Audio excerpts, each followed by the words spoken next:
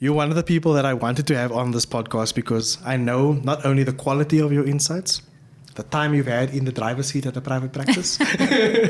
You know what you are talking about because you've lived it, you've experienced it. And so just maybe to start off with, this isn't a question that I sent you before, but how many years have you been in private practice now? So actually my business experience is that I actually had a digital agency. Okay. When I had kids, I didn't work. And then I had a different idea to build a website for, when people have disabilities or chronic illness, they search on Google. That was before, white hat SEO, before those times when there was still black hat SEO.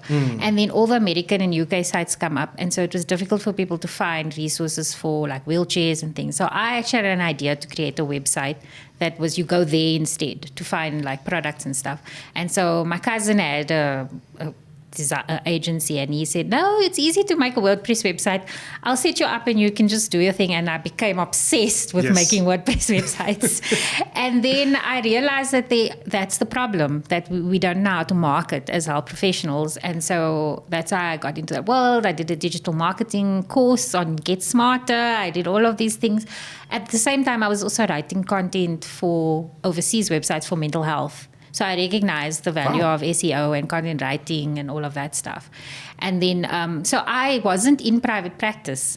And then I only started my private practice at the end at the beginning of 2022. So I haven't personally been in practice for a long time, but I've been in business since 2015. Yes. And I applied a lot of the lessons from my failures in previous business to starting my practice now. Okay. Yeah. But even in that time now, you've been able to, the community you've created, firstly, is one of the most healthy communities I've seen online, where practitioners actually feel like they ask questions about what it is to be in private practice, the different complexities and things that they might have missed and things that they are afraid to ask. I see sometimes anonymous posting over there, so they can ask their questions and they really feel that they're going to get a qualified and honest answer. But you've been in the space now for quite some time. Clinicians do excel in their clinical work. We know that we've got some of the most highly qualified, highly sought after clinicians anywhere in the world. We have countries like New Zealand and Canada, the USA and the UK actively recruiting in South Africa because of the conditions that we see. So they're so focused on the clinical aspects of their work, but when you go into private practice, you're actually wearing two hats. You're wearing your business hat and your clinical hat. In regards to practice structuring, setting up a practice, marketing, HR, practice, just a practice administration and billing. What are some of the blind spots that you oftentimes see that clinicians have when they go into private practice and maybe even a couple of years into it? Maybe just drawing from the experience of the questions you've received over the years. So the answer is actually in your question that when you start a practice, you are wearing two hats, a business owner and a clinician. And the biggest blind spot is not recognizing that you are two things. So most practitioners, they go into private practice to practice their craft. And the business side is like an extra thing you have to do. They think of it as an extra thing you have to do. And you can't approach private practice that way. You have to, and I think it's a mindset issue. And in fact, in my academy, when I talk about the 4 different components you need to consider in starting a practice, mindset is the first one. And I often ask private practice owners, have you ever asked yourself, why did you start a practice in the first place?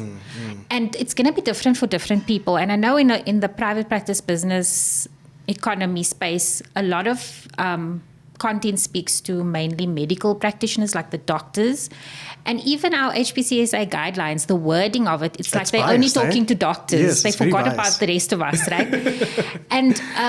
And so if you consider the broad spectrum of different health practitioners, there are, I attended a webinar and they spoke about the amount of women there are in the health space, and it's far exceeding the men for sure. in health practitioners. And if you consider the additional things that women often have to consider, a lot of women go into private practice because they think it's going to give them the flexibility to start families. Yes. And then the opposite happens because the practice actually takes over their whole lives because now they have to go home and do the admin and all of that stuff. So I think the first blind spot that people need to cover is first ask yourself, what is it that you want to actually get out of private practice? Why are you starting a practice? If you are starting it for purely the personal lifestyle reason, then the way you make decisions about how you structure your practice needs to be aligned with that. 100%. Because if it doesn't, then you are going to get yourself, you're going to follow what you see other people do. And let's say you follow a practice of somebody who didn't have the same value mindset needs as you do.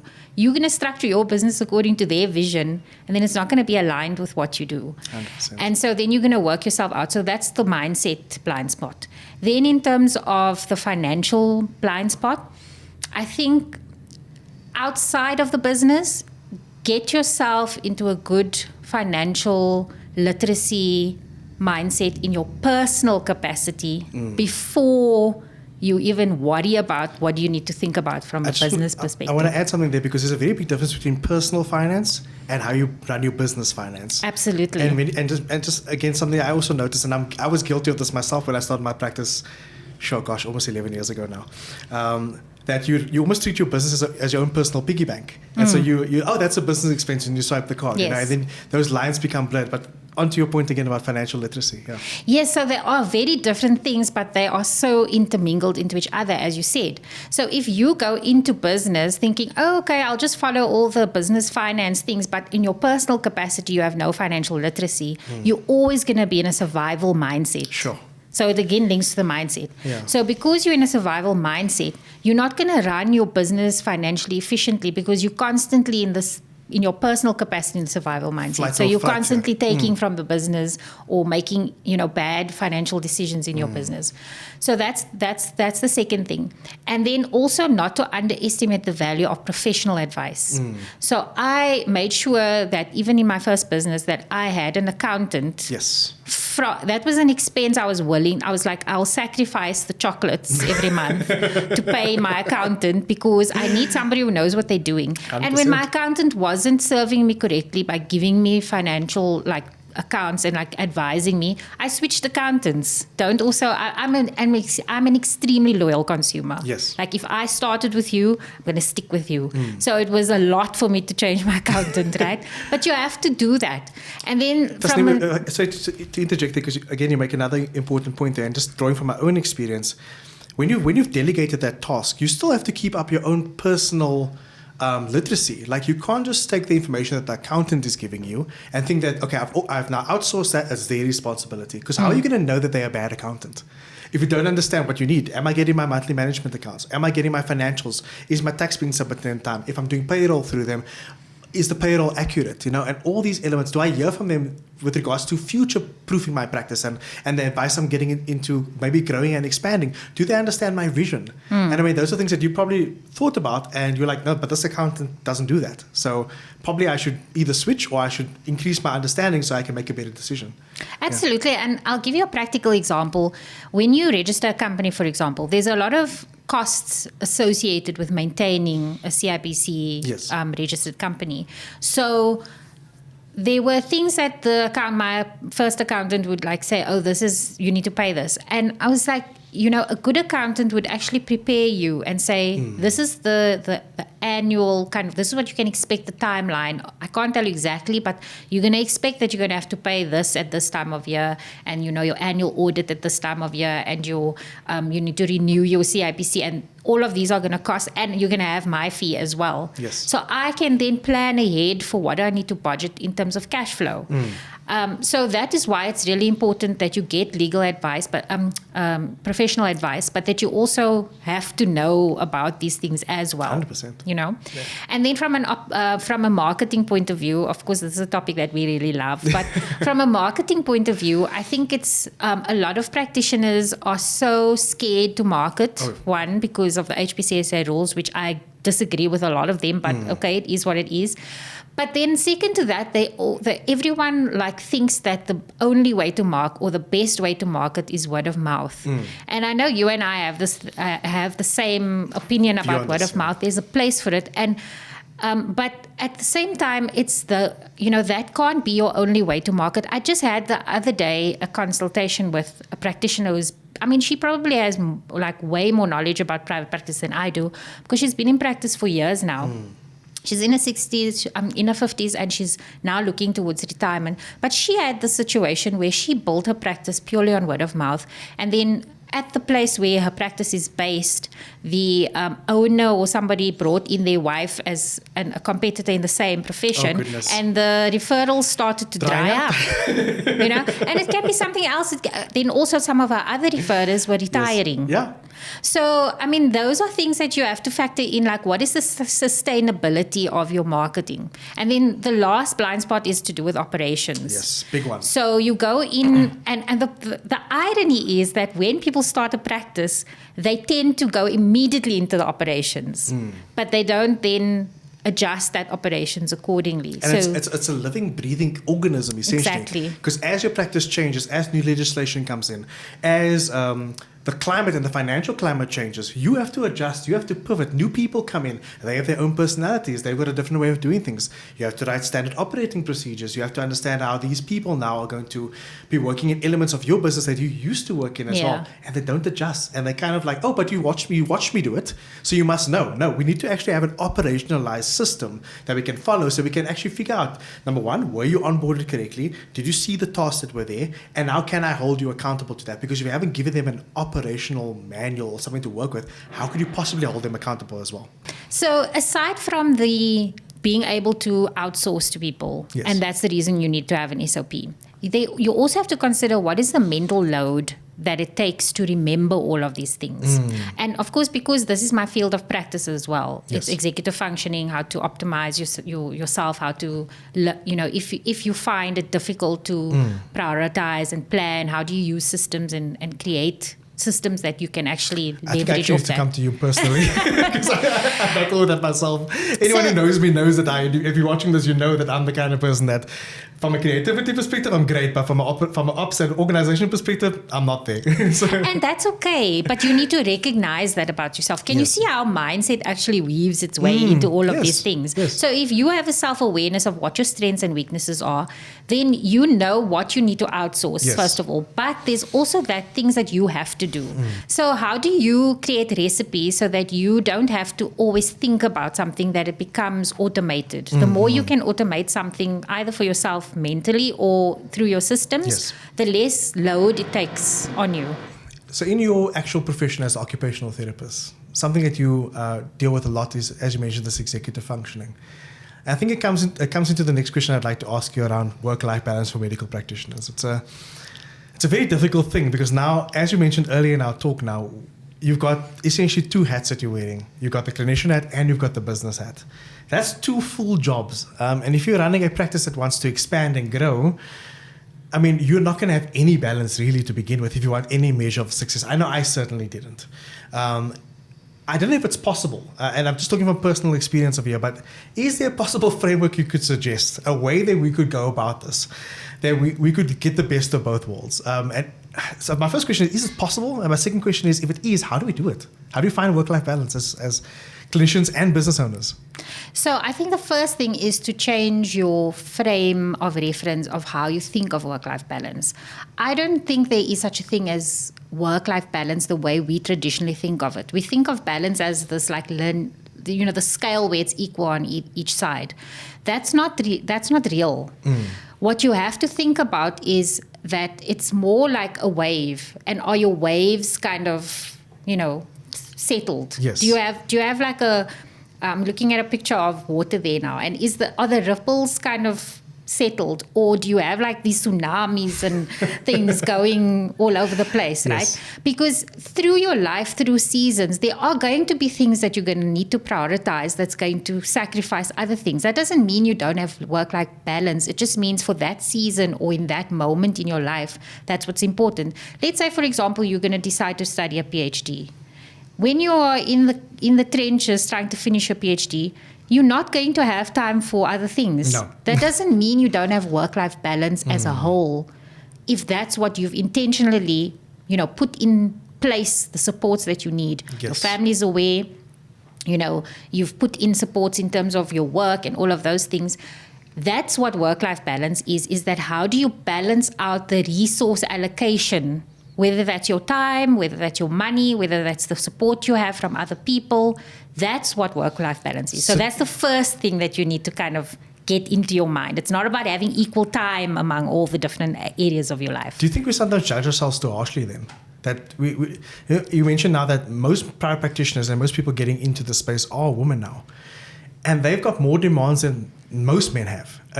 I mean, I can't even imagine being pregnant and also being a business owner and also being a clinician. I mean, from a physical perspective, you're compromised because you're busy growing another human being.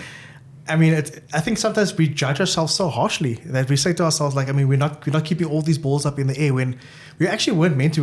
We should look at our lives from a broader lens and understand that this is but a season, and it too shall pass. What do you think about our judgment toward ourselves with regards to that? Do you agree, or do you think that that's a systemic problem in healthcare? Because we're also perfectionists as well. No, I don't think it's only in healthcare. I think in general as society we do judge ourselves very harshly, and I think it is linked to that framework of you have to have equal time to everything. I read somewhere, or somebody said once where they said, instead of saying I don't have time, say that's not a priority for me right now. Wow. Right now. Yes. You have to add the right now. Because if I say to my kids, it's not a priority right now for me to play with you, right now means that maybe later I will be able to. It's not that I don't prioritize you. Yes. Right now, I can't prioritize you. This is more important. Do you know what I mean? Gotcha. And so if you use the language you use when you speak about these things, and I mean, even in my personal life, people always say, oh, you do so many things. How do you do so many things? It's not that I'm doing all those things at the same time. Yes, they are happening in the same time, but I'm not... And to give you an example, I have my private practice and I have Private Practice Growth Club.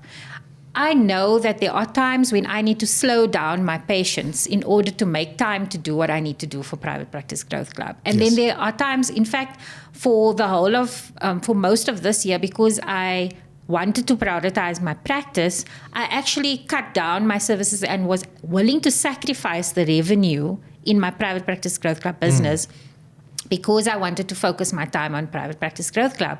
But on the outside, it looks like I'm doing all those things at the same time. Yes. But it's because I had in place something for Private Practice Growth Club to continue having a brand presence without me actually fully being involved in it. Now, people just see snapshots of your life. Exactly. And they assume that those snapshots are happening at the same time. But then we look at those snapshots and we go, how is she doing that? And it's not happening all at the same time, Yeah. That's a good point to make there. Yeah. I'd be remiss if I didn't bring up this topic, but I feel like I have to. And given the amount of time you spend with private practitioners, my question, I suppose, is twofold. Number one, what are some of the opinions and some of the honest reactions to NHI from their side? And given what we know about it right now, which is very little, would you hazard speculating how practices can actually future-proof their practice for what might be a transformative legislation in the South African healthcare landscape? I think the reactions is very much akin to, in mental health, the Kubler-Ross cycle of grief. In the beginning, when people first heard of NHI, and especially the allied professions, I know we're not called allieds anymore, but the professions, OT, physio, speech, all of them, the rehab professions, there was a lot of excitement because that is what we are about, right? Yes. Equal access, all of that stuff. So the concept of it was really exciting. But then when all of the hoo-ha happened about the fund and how it's going to work, immediately what was set in was fear. Yes. Because the fear of the unknown. How is it going to work? How is it going to affect me? What is it going to mean for my practice? All of those things. And I think we're still in that fear state at the moment because it's still uncertain. But I attended a conference and there was this really funny doctor who spoke. He used to be a taxi driver and that's how he funded his medical studies. Wow. And he's now with the SAMA. Yes. And I don't know if people know this. I don't know if you know this, but SAMA is unequivocally against the NHI. Yes, I read about that. Yes, yeah. But he explained why, and it made sense to me. He said that they are not against universal health care. What they are against is the funding model. Yes. And even me, I didn't even think of it as two separate things. And I think that's what people who are almost ashamed to say they don't agree with NHI is that they feel like they are saying no to equal health, equal access and universal healthcare, but it's actually two separate things. Just because they named it NHI doesn't mean that it is universal healthcare. It's actually a funding model. Yes. And so what Sama is saying is we 100% agree with universal healthcare. We believe it must be implemented. We're willing to make the sacrifices needed to make that happen. But we disagree with the funding model that is being proposed because there are so many gaps in what they are proposing. And one of the most interesting things he said was around the gaps, because it's very complex to understand. But the way he explained it is that, yes, the NHI will fund the service, but what they don't talk about is that when you provide a service, there's lots of other costs in terms of the system to get the access to the person. Sure. So how is that going to be funded? Because the model only talks about reimbursing the professional. But what about all the other costs, like the transport that the person needs to get there? And the example he gave, because he's from the Cape Flats. Yes. And, you know, He understands worked as a transport, taxi driver. yes. He said that, you know, for example, he still goes into Manenberg, which is a red zone. You know, you have to go in there with the army if you want to go there as an ambulance. Yes. He still goes in there because the gangs all know him and respect him. And he says, like, if a woman, you know, goes into labor in the middle of the night, yes, she has access to go to the nearest private hospital, but how is she going to get there? Because she's going to risk being shot in the middle of the night by stray bullets or borrow somebody's bakkie. Or so the universal access part is actually not being seen to, because it's not just a delivery of health services issue. It's a system issue. It's an equal access in terms of logistics and transport and all of that issue. Yes. And that makes complete sense, because a lot of health practitioners do have this bleeding heart syndrome where they want to give. It's why most of us got into medicine. Yeah. Exactly. Yeah. And so, you know, and I think so we are still in that fear state at the moment. And yes, it's going to be a long time before NHI is fully implemented, but we know how quickly time flies. I mean, this year has gone by like in a flash, right? So whether it's 10 years or 20 years, that's actually a short time if you think about it. And just in terms of like future proofing, like, is there anything that people can do right now to kind of think about how they would position their practice in 5 to 10 years, maybe 20 years? Yeah, so if we use the same analogy of mental health, right? When you first get a diagnosis, the first thing you need to do is really equip yourself with knowledge, educate yourself, stay in the loop. You know, I constantly look up. So in my monthly newsletter, my first portion is news in private healthcare. Yes. And so I will look up what is the latest articles happening, and then I give a summary to my audience. So how do you stay in the loop? Watch the news, listen to the news, attend conferences when you see there's an NHI talk happening, and go and equip yourself with the knowledge to understand. Then also the best place to get that knowledge and updated knowledge is through your professional association. I know it's a garage expense, but I've been an OTASA member since I've been a student. Yes. And then when I served on OTASA for a period of time, I could then really see how much work goes into the work that associations do. And it's for free. They're all voluntary members. Yeah. I couldn't even keep up with it. You know, that was part of my work-life balance decision I made. I was like, as much as I want to give back to my profession, I don't have the time because it's so much time you have to give attending all of these. They sign up to all the committees, they attend all the meetings, and they advocate for your profession. And I know Sashla does the same. I know SAS does the same. I know Sama does the same. So belong to your professional association and don't be a passive participant in this process. Don't just be there to complain. Yes. If you strongly feel or want to advocate for something, being part of your association is one way that you can have a voice.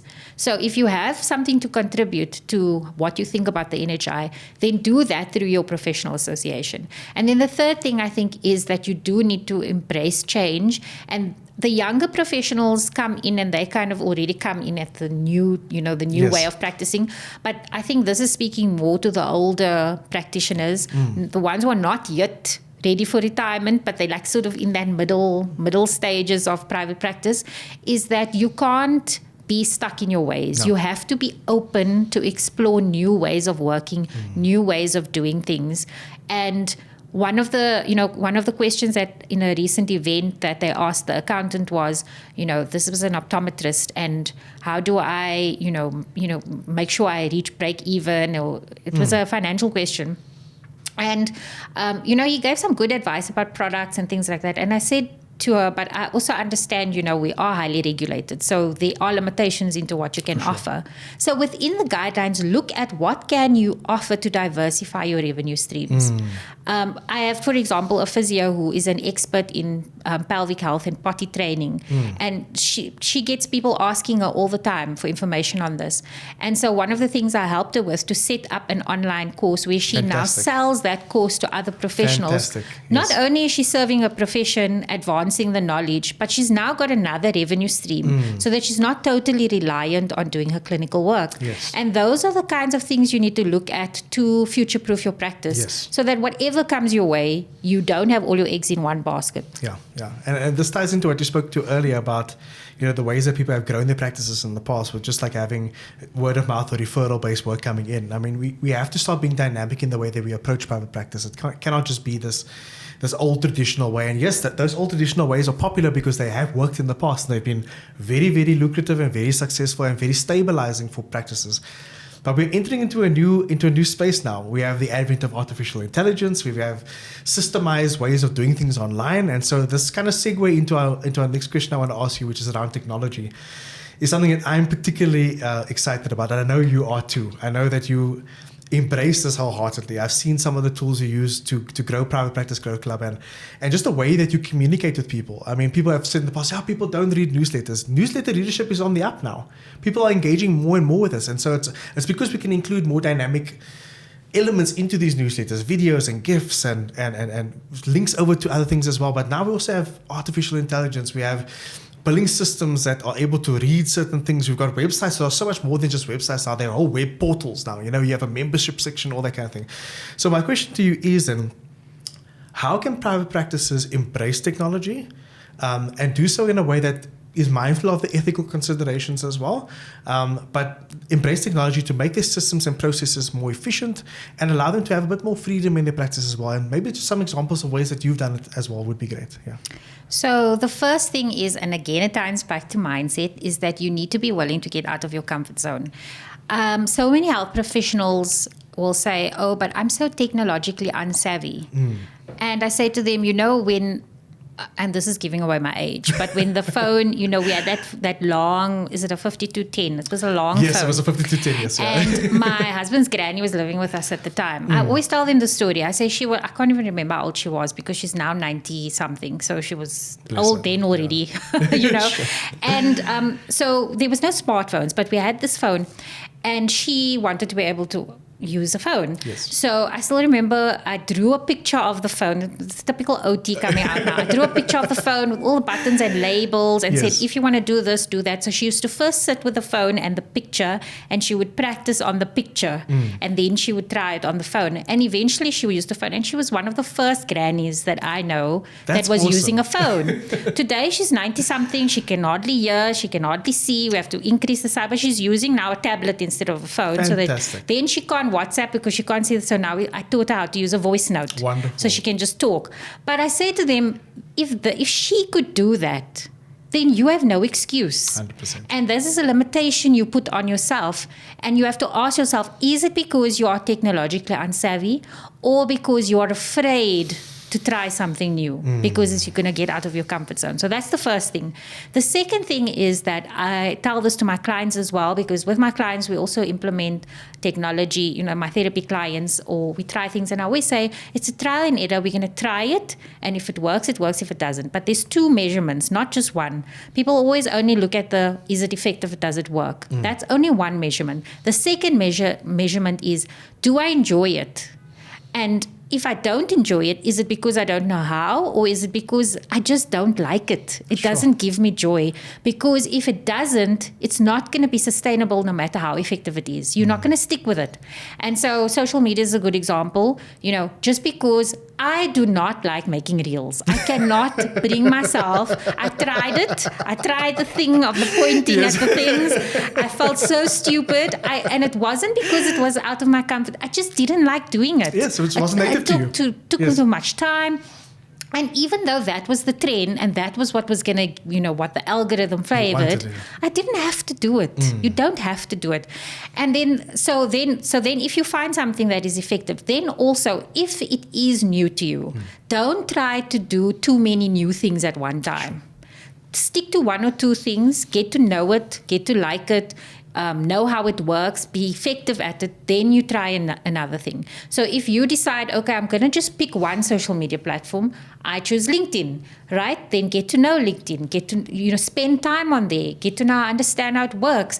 Then once you have a system in place, or maybe you outsource some content, etc., now you can look at, okay, maybe I will try Instagram. Let's see how that works. So that's the other thing. And then in terms of your practice processes and your practice operations, I think a lot of practice owners are afraid to leverage technology because of the cost, one, and secondly, because of the kind of admin it takes to change over from one way to the other and that transitional period. And so if you are embracing of that and you see it as this is just a season that I'm going through, time it strategically. So maybe do it over like the November, December period when things are slowing down or whatever makes sense for you. But if it's really something that you feel you can't do on your own, again, this is where getting a professional to come in. And you have to, if you are afraid of the expense of it, do the sums. I have this expression which I learned from a coach that I once joined her program where she spoke about look at the data, not the drama. That's good. Right? So it's data over drama. Yes. If you are finding you are making decisions purely on emotion-based reasons, and you have an accountant, then go to your accountant. Say to the accountant, I'm thinking of implementing this practice management software or whatever. It's going to cost so much a month. Can you sit with me and we can do the numbers and you can tell me from a data point of view if this is going to be a return on investment or not. If it's not, then don't do it and look for an alternative. Yes. And I think if you approach it like that in a logical way, then that's how you can, and ask yourself, what do you want to get out of it? What are you going to gain from it? Is it going to save you time? Is it going to mean you're going to get more bookings in? And then you look at it from that point of view instead of just, I don't like it. I don't want to do it. Yeah, there's a problem. No, I don't. Yeah. Well, Tasneem, this has been an incredibly insightful conversation. So thank you for coming on to Vital Insights. But I do want our audience to know how they can reach you, what it is you can do for them, what it is you do. So please just spend some time telling us about Private Practice Growth Club and maybe even about your private practice as well. I particularly enjoyed your conversation about executive functioning, and I think there's so many people out there that do need it and require it. So please, the camera is yours. Speak to it, speak to me, and tell us exactly how you help medical professionals and high performers essentially get the most out of their day. Yeah. So, I'll start with Private Practice Growth Club. It started actually as just a virtual online community because when I entered back into private practice, I still had the digital agency. I didn't like making websites for other people because I like to do what I want to do and I don't want you to tell me what you want to do. Fair enough. So I didn't really enjoy it. And but then I started joining all the allied health groups, the Facebook groups, and I noticed that people were asking questions and very few people were responding or they were saying, DM me for the answer. And I'm like, why don't you just answer so we can all benefit from the answer? And I recognized that there was no community where somebody could just feel part of we are all in this together. Yes. So that's how Private Practice Growth Club, it started with just a Facebook group, no website, nothing. And actually, incidentally, I attended the HPCSA 2019, their first inaugural, roadshow that they're supposed to be doing every second year. And they spoke a lot about NHI. I was live streaming and I used to going live in the groups and all of that. And the group just grew. So we are over 3,000 members in the group right now. Yeah, one of the largest ones I've seen online. It's I feel almost like if you're going to post it, you better know what you're talking about. So there's over 3,000 members in there. It grows organically. I don't really advertise the group that much.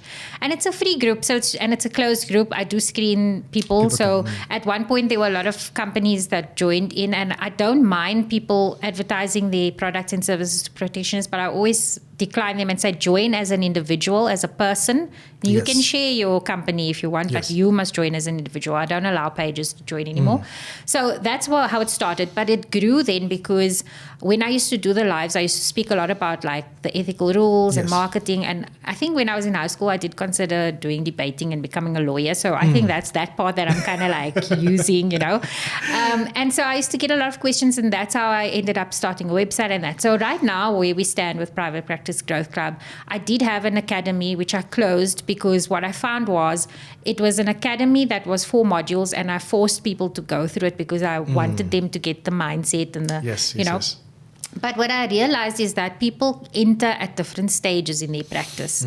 So for some people who are already in practice for a while, they don't need maybe like the basic financial literacy stuff. They maybe just want to know more about optimized operations, or they want to know the marketing or whatever. So I closed that off, and also I wasn't happy with the platform I was on. It was a financial decision, but also a practical decision. So I'm now in the process of relaunching that academy, but this time it will be you can purchase a module. Individual modules. And it's not drip content. So if you buy the module, you can go through the lessons in whatever order you want. And I will be CPD accrediting it. Or you can buy it as a bundle and buy the whole thing. Right? So that's the academy. But I think more than that, I do also offer the one-on-one coaching and consulting. It's not only for people in private practice. I actually get a lot of people who are not yet in private practice and they're only thinking about it. And they're just looking for clarity. And I lean in a lot to my mental health experience as an occupational therapist. So we usually go through, so I have the clarity call. If you're just not sure what you want to do with your life, you're not sure if you want to start a practice, you're not sure if you should keep your practice. We go through some of those mindset things. And if it's outside of my expertise, I can advise on some financial aspects, but as soon as it's like technical financial stuff, then I would refer them on to a professional, or I have somebody who I refer for employment stuff. So, and I've had somebody who was a mentee for over a year, and she's used that lady so many times for like drawing up contracts or dealing with an employee that they weren't happy with her. So I will refer out to a relevant professional, but it's more the coaching aspect of getting your mind right and making the decisions strategically. So there's that aspect of it. And then, of course, I've now launched into events. It was supposed to be already last year, but as I said, I decided to put more time into my practice. So the first event was in 2022. I purposefully keep them small and intimate.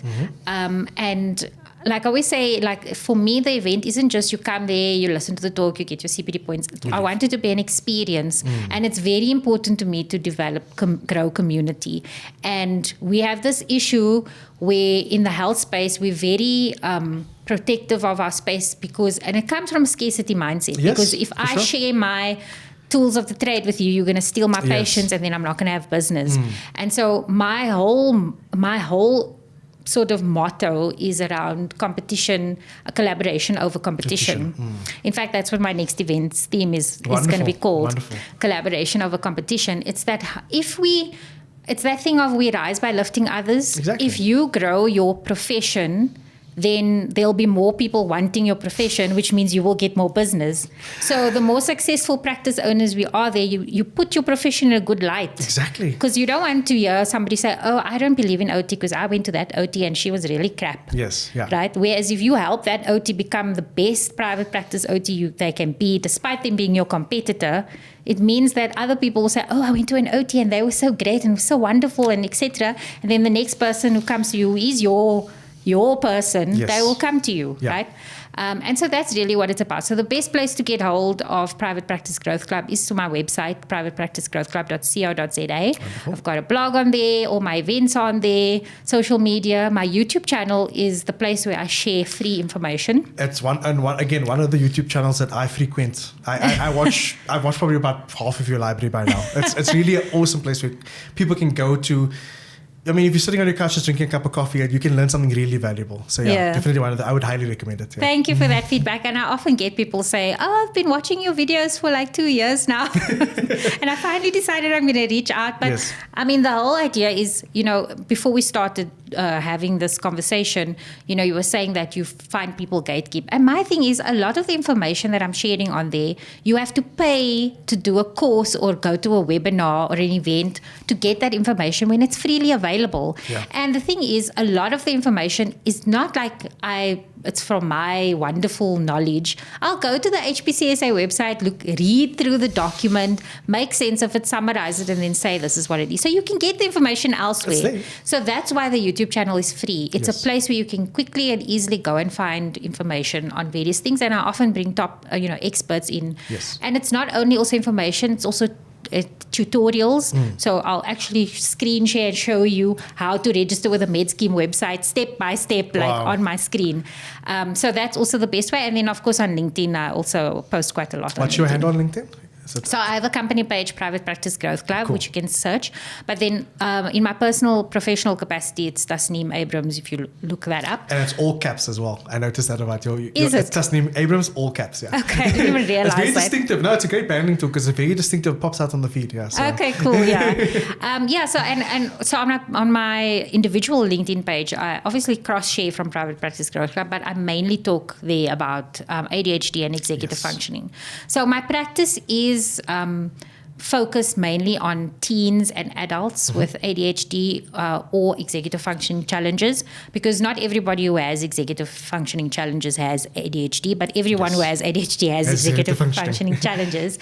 And so I take a very much of a coach approach in my practice, and I specifically focus on 12 and up because most occupational therapists that work in the neurodivergent space work with children 8 years and younger, and there's not enough working with the older population. And a lot of these individuals, they seek help from an occupational, an educational psychologist, and they find that really helpful in terms of getting their mind right, but then it's not helping them do the day-to-day things, the practical things. So sessions can vary from it's either in my office and we do things in the office, or it's virtual, but sometimes I even go to someone's house and then we actually look at how do we rearrange your furniture or change where you're doing things. And, so it's not just we talk about things. Sometimes we actually have to do an exercise to get you where we need to get you where you need to go. And we use, with the virtual sessions, if I can't get to the person's house, then I'll ask them to video their place and then show me where you do that. And we actually look at how do you spend your time for every 30 minutes of your day, and how do you classify that activity. So I'm really passionate about it, and I love productivity. I enjoy optimizing operations and your roles and things like that. So it's really, I love what I do. Well, Tasneem, I mean, your passion shows through, and that passion from both OT and over into Private Practice Growth Club, it's infectious. It's something that people want to be around. So I just want to say thank you for your service to the community. Thank you that you make yourself so open and available to people to learn, to ask questions, you really are an asset to South African healthcare. And I personally just want to say thank you. Thank you for spending the time with us on the podcast. And this has been Vital Insights with Tasneem Abrahams. Please do make sure that you leave us a review. Our podcast grows because we're able to, by reviews, we're able to see what exactly you enjoy, what exactly you like about the podcast. And so we can get more guests onto the show, more guests that you will learn from, and guests that you'd be able to take something away from and to grow your private practice or your healthcare brand. So thank you again for spending the time with us. And until next time, my name is Basil. I'll see you on the next episode of Vital Insights.